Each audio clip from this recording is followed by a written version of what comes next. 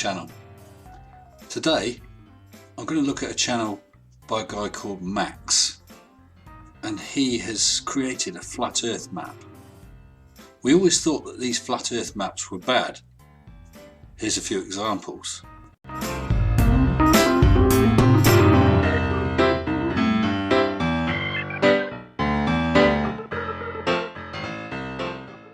Anyway, if you thought they were bad, you've got to see this one. We're going to go through his explanation for his flat earth map. Take it away, Max. First of all, I've got to apologise for Max's filming. He's a flat earther. I don't think he knows about landscape filming. But we'll have to go with it. Go on, Max. What's up, guys? So today I'm just going to be explaining this map I drew. As you can see, the Earth is a 360-degree circle. The outer circle represents Antarctica, which is a circle of ice. North is 0 degrees or forward. South is 180 degrees or backward. Forwards? North is forwards. I thought that Flurfs always thought of north as up. But forwards, okay. But looking at your map there, Max, the continents don't look very recognisable. Are you sure you're not just making this up?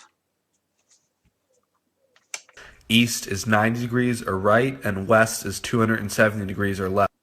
And then in between those, you have northwest, northeast, southeast, and southwest.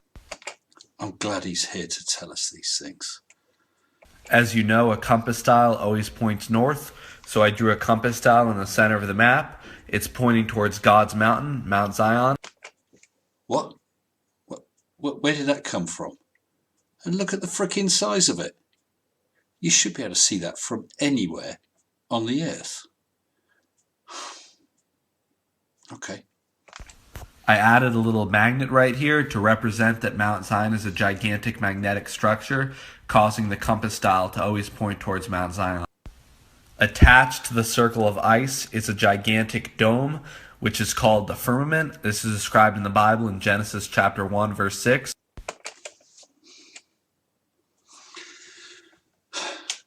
So we've got a huge frickin' mountain that we can't see. We've got an ice wall all the way round, and yet in reality we've got Antarctica that we can go around, and you've got a dome that we have never seen. Inside the dome is the sun right here and the moon right here, and the stars are also inside the dome. Have you not looked at any astronomy pictures? Have you not questioned how seasons work, how eclipses work? Did you know that the stars are moving? I'm not just talking about the 24-hour rotation, and I don't know how that will happen with your dome, but actual real movement. If you take photos of certain stars, I think it's Barnard's star might be one of them, several years apart, you can see how they have moved. You seem to be implying, you haven't said, but you seem to be implying that these stars are either, I don't know, painted on the dome or, well, hanging from it. I don't know. What, they're just floating? Carry on. If you read Genesis chapter 1, verses 16 through 17, it says that God put the sun, moon, and stars inside the dome. The sun is known as the greater light, and the moon is known as the lesser light. Surrounding Mount Zion is a gigantic square-shaped city. What city? Again, you're just going back to your Bible. That's not evidence. Called New Jerusalem. This is also known as the City of God. This city is 1,500 miles long and 1,500 miles wide. You do realise that that city, at 1,500 miles along each side, you've actually got it as bigger than the entire Earth. 1,500 miles. I think you might have a problem with scale. But then Flurfs usually do, don't they? And it's also made of gold. Gold? The entire city is made of gold. Is that because it's valuable? Because if there was that much gold, then it would have no value at all. The only reason gold has a value, anything has a value, is scarcity.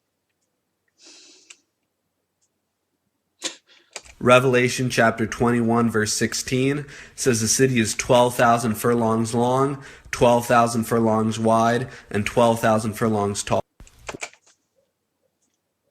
Tall, like a Borg cube. What is the mountain on top of it? Why haven't you drawn it? A city, three-dimensional city, larger than the Earth. Who the hell lives in it? 1 furlong is equal to 1/8 of a mile, so 12,000 furlongs is equal to 1,500 miles. So you might notice that the scripture also says the city is 12,000 furlongs tall. So most people think this means the city is a cube. I believe the height of the city is referring to the mountain itself. So we started with just some vague mentions in the Bible about a city 1500 by 1500 by 1500, which I've got to say seems quite implausible. And as that doesn't sort of equate with what you want, you just make crap up. So you just assume it's not 1500 tall, it's a mountain that's 1500 tall.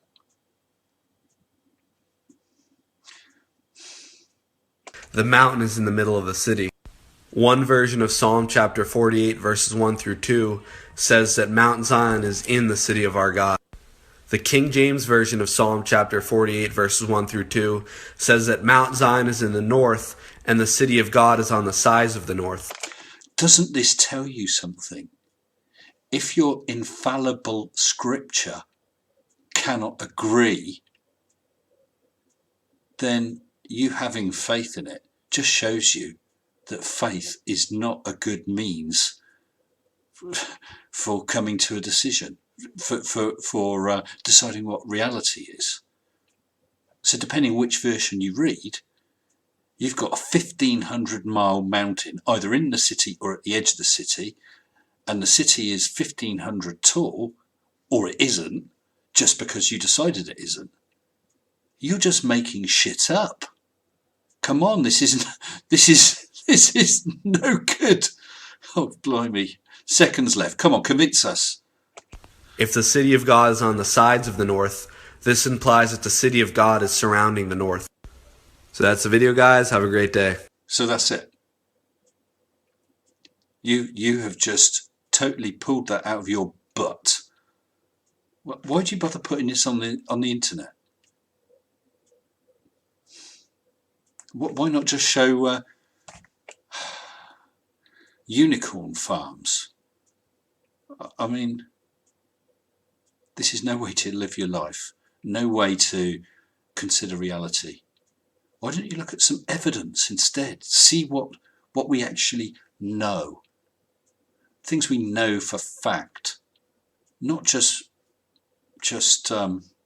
made up rubbish. I think that's quite sad, really. Anyway, that has to be the crappiest attempt at a flat earth map I've ever seen. Guys, thank you for joining me again. I really appreciate it. Oh, I can take these off now. I really appreciate it. It's great to see you each and every time. If you haven't already, please consider subscribing. Just hit little old me, mini me, down in the corner. And don't forget to hit the notification bell. Until next time, stay sensible. Shut up and sit down.